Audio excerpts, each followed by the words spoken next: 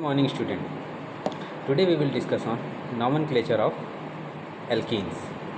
इससे पहले के वीडियो में हम लोगों ने एल्केन्स को डिस्कस किया था। एल्केन्स का नोमेनक्लेचर कैसे करते हैं, एल्केन्स एंड साइक्लो एल्केन्स। उसी तरह आज के वीडियो में हमको एल्कीन्स एंड साइक्लो एल्कीन्स का नोमेनक्लेचर करना है। एल्केन्स नॉर्मली कार्बन और हाइड्रोजन कंटेनिंग सैचुरेटेड कंपाउंड होते हैं। एल्कीन्स जो होते हैं वो अनसैचुरेटेड कंपाउंड होते हैं जिसमें डबल बॉन्ड होता है। तो आज की इस वीडियो में हम लोगों को नोमेनक्लेचर ऑफ एल्कीन्स का नोमेनक्लेचर करना है। अगर हम इसके रूल्स की बात करें तो सबसे पहला इसमें जो रूल है कि find the longest continuous chain of carbon atoms that includes the double bond. When the chain contains more than 3 carbon atoms, a number is used to give the location of the double bond. कहने का मतलब है हमको सबसे पहले longest possible carbon containing chain ढूंढनी होती है जिसमें डबल बॉन्ड हो, और अगर जब ऐसी कंडीशन हो जाती है जहाँ पर 3 कार्बन्स की वो चेन हो तो उस केस में हमको उसका लोकेशन यानी जो डबल बॉन्ड होता है उसकी लोकेशन को भी बताना पड़ता है। जैसे मान लीजिए 2 कार्बन का है तो 2 कार्बन होने पे तो डबल बॉन्ड की लोकेशन बताने की ज़रूरत है नहीं, क्योंकि अगर आप राइट से गिनेंगे तो भी 1, लेफ़्ट से गिनेंगे तो भी। पोजीशन की प्रॉब्लम यानी उस डबल बॉन्ड की पोजीशन की प्रॉब्लम तब आ जाती है जब 3 कार्बन की हो, क्योंकि तब वहाँ पे डबल बॉन्ड 2 जगह होगा, पहले कार्बन और दूसरे और तीसरे। तो अब हमको 1, 2, 3 इस तरह से नंबरिंग करनी पड़ेगी और दोनों डबल बॉन्ड की पोजीशन बतानी पड़ेगी। तो जब डबल बॉन्ड सबसे टर्मिनल एंड पे होता है, चाहे किसी भी एंड पे हो, तो नंबरिंग बताने की ज़रूरत नहीं। सिंगल डबल बॉन्ड हो और टर्मिनल एंड पे हो तो उस पर नंबरिंग देने की ज़रूरत नहीं है। कहने मतलब आप सिंपली ऐसे ही लिख सकते हैं, जैसे 4 कार्बन की चेन है, उस पर किसी एक एंड पे डबल बॉन्ड है तो उसको हम ब्यूटीन बोल देंगे। अब लेकिन अगर उसमें 2 डबल बॉन्ड है तो हमें उसकी पोजीशन को बताते हुए नोमेनक्लेचर करना पड़ेगा।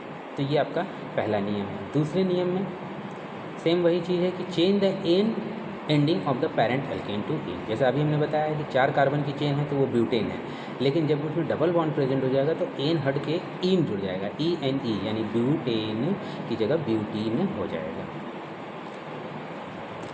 Number the chain starting from the end closer to the double bond and give the double bond lower number of its 2 double bonded carbon atoms. Mostly जो कंपाउंड होंगे उनमें जो डबल बॉन्ड होता है उसको लोवेस्ट पॉसिबल नंबर हम देते हैं। साइक्लो एल्केन्स के केस में ये मानते हैं कि जो डबल बॉन्ड है वो पहली ही पोजीशन पर है, नंबर 1 पोजीशन पे ही मानते हैं उसको, यानी डबल बॉन्ड को नंबर 1 देते हैं, नंबरिंग में 1 पोजीशन देते हैं।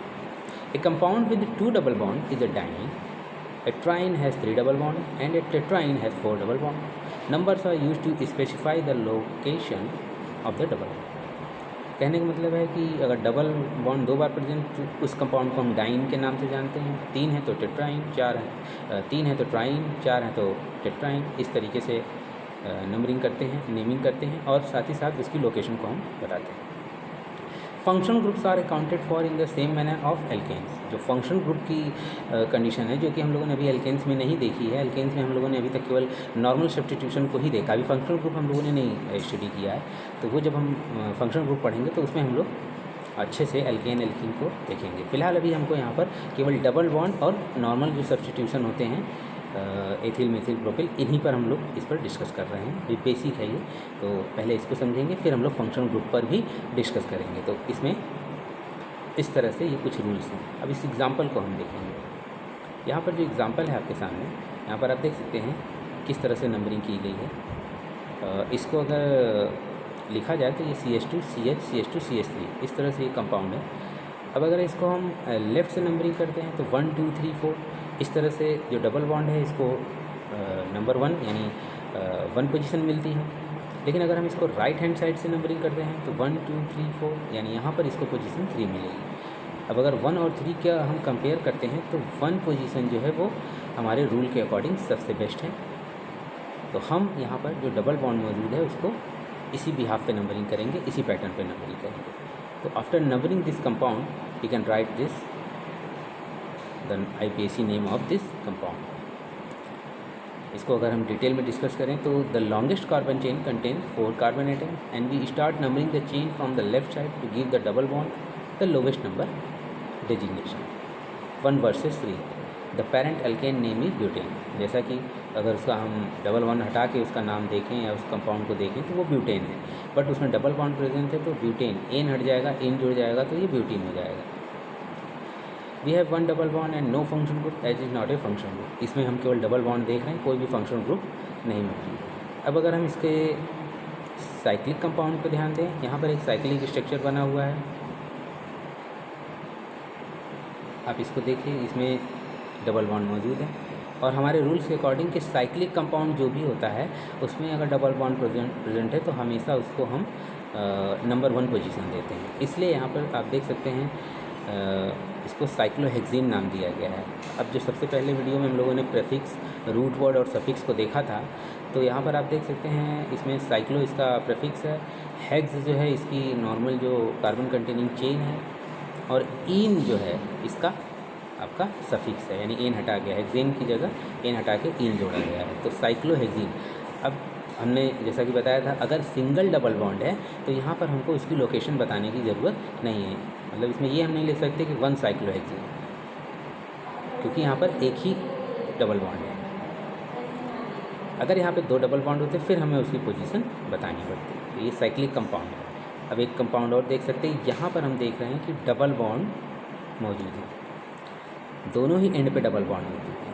हमारे रूल के अकॉर्डिंग हमने ये कहा है कि अगर सिंगल डबल बॉन्ड मौजूद है तो उसको उस तरफ से नंबरिंग करेंगे जहाँ से इसको लोवेस्ट नंबर या लोवेस्ट नंबरिंग दी जा सके, लोवेस्ट पोजीशन दी जा सके.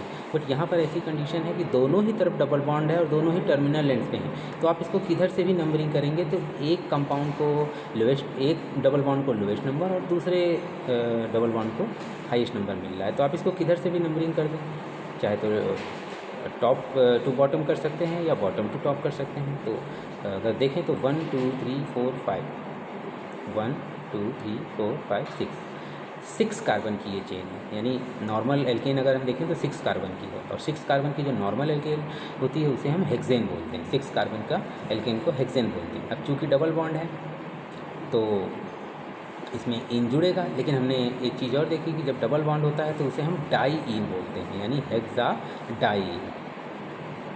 हेक्सा डाई, कभी भी हेक्स डाइन नहीं करेंगे. जब डबल बॉन्ड हो जाता है तो इसको हेक्सा, जैसे ब्यूट होगा तो ब्यूटा, डाई इन.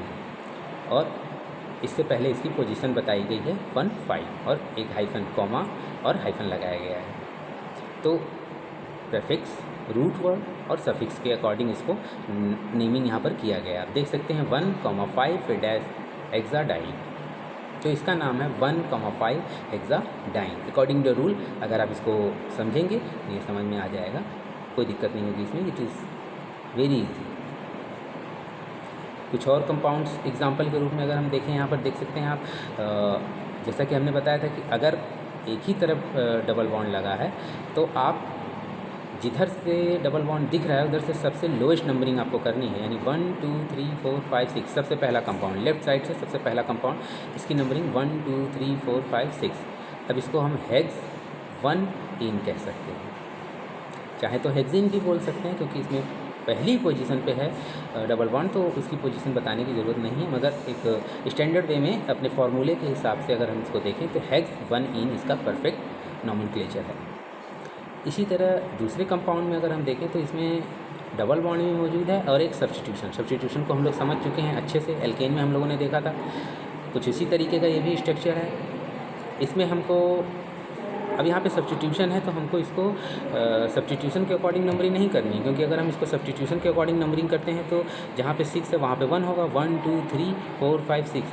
अब डबल बॉन्ड को 6 पोजीशन मिल जाएगी, 5th पोजीशन मिल जाएगी, लेकिन हमको इसको 5th पोजीशन नहीं देनी है, हमको इसको सबसे लोवेस्ट नंबर देना है. तो इसको हम कहाँ से नंबरिंग करेंगे, जहाँ से डबल बॉन्ड स्टार्ट है, यानी राइट साइड के टर्मिनल एंड से. तो 1 2 3 4 5 6. अब हमारा रूल क्या कहता है कि जो भी सब्स्टिट्यूशन है सबसे पहले उसको लिखा जाए. तो 4th पोजीशन पे मिथाइल ग्रुप है तो 4 मिथाइल, फिर नॉर्मल कार्बन चेन हेक्स, और पहली पोजीशन पे डबल बॉन्ड है तो पहली पोजीशन पे डबल बॉन्ड के लिए 1 इन, यानी 4 मेथिल हेक्स 1 इन. इसको हम 4 मिथाइल हेक्सीन भी बोल सकते हैं. इसी तरह अगला एक कंपाउंड और आप देख सकते हैं, इसमें 2 सब्स्टिट्यूशन है। हमें सब्स्टिट्यूशन से नहीं मतलब है, क्योंकि सब्स्टिट्यूशन की प्रायोरिटी हमेशा डबल बॉन्ड के बाद रहेगी। हम लोगों ने इस पहले वीडियो में देख लिया है कि किसको प्रायोरिटी देनी है। तो अब इसमें फिर से हम उसी तरीके से नंबरिंग करेंगे, क्योंकि डबल बॉन्ड एक टर्मिनल एंड पे मौजूद है। तो 1 2 3 4 5 6। अब फिर वही पहला नियम कि हम जब नंबरिंग करेंगे, ज़्यादा सब्स्टिट्यूशन मौजूद होता है तो उसमें हम उसका अल्फ़ाबेटिकल ऑर्डर देते हैं। यहाँ पर एथिल चौथी पोजीशन पे है और मेथिल दूसरी पोजीशन पे है। एथिल जो है वो एम से पहले आता है, इसलिए हम इसको लिखेंगे 4 एथाइल 2 मेथाइल हेक्स 1 ईन। तो 4 एथाइल 2 मेथाइल हेक्सीन भी बोल सकते हैं इसको। तो 4 एथाइल 2 मेथाइल हेक्स 1 ईन। हेक्स इसलिए क्योंकि 6 कार्बन की चेन है। तो इस तरीके से नॉर्मली जो